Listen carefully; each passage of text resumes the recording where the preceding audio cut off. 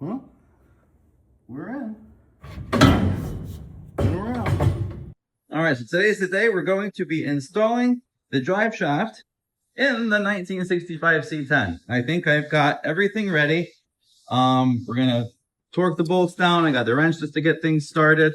I got my little magnet tray there to keep the bolts in. And I've got the drive shaft, brand new, custom made to fit this truck, I hope.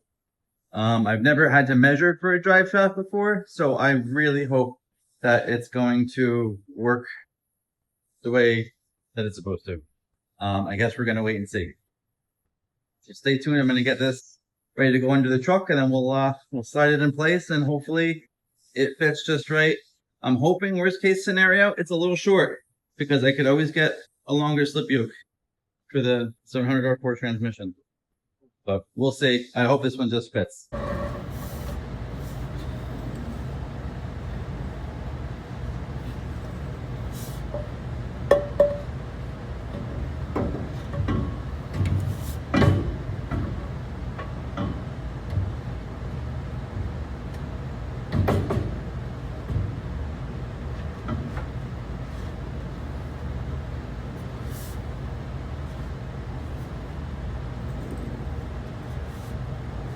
Definitely a bit short, which is disappointing. I was really hoping it would be just right, but it is not. It is close, but it's falling out of the transmission here, so.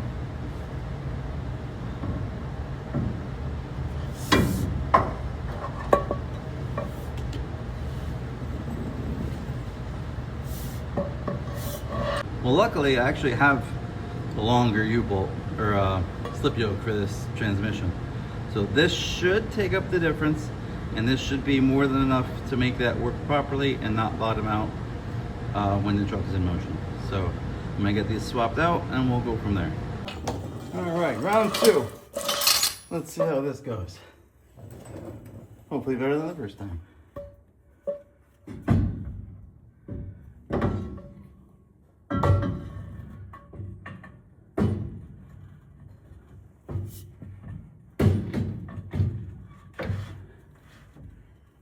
Go. That side's in.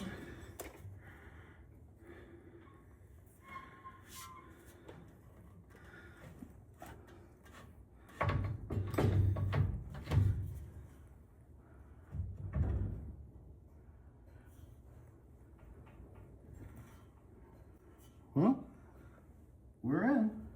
And we're out.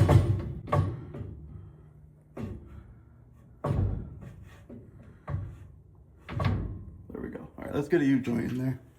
A U-bolt, rather. That doesn't keep falling out on me.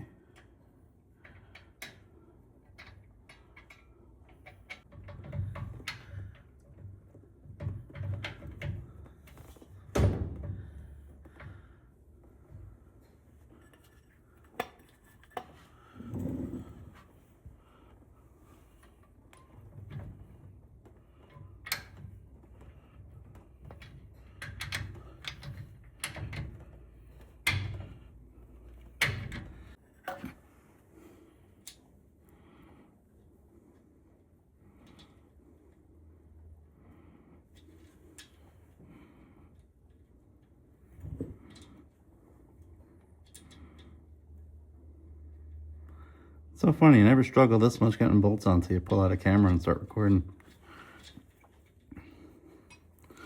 Makes you look like a bumbling idiot really quick.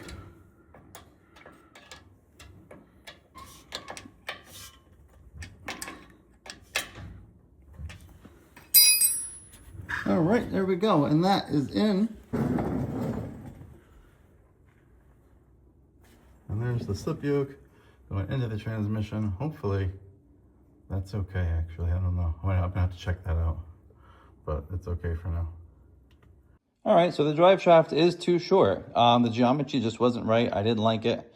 And for a daily driver, I want this to be right. I don't want to be chasing weird shimmies or anything like that.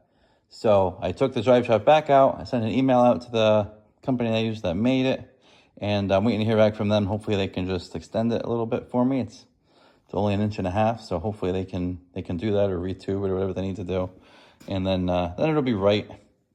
It's unfortunate, but this stuff happens when you're building custom stuff. And now I'm gearing up to do some brake work.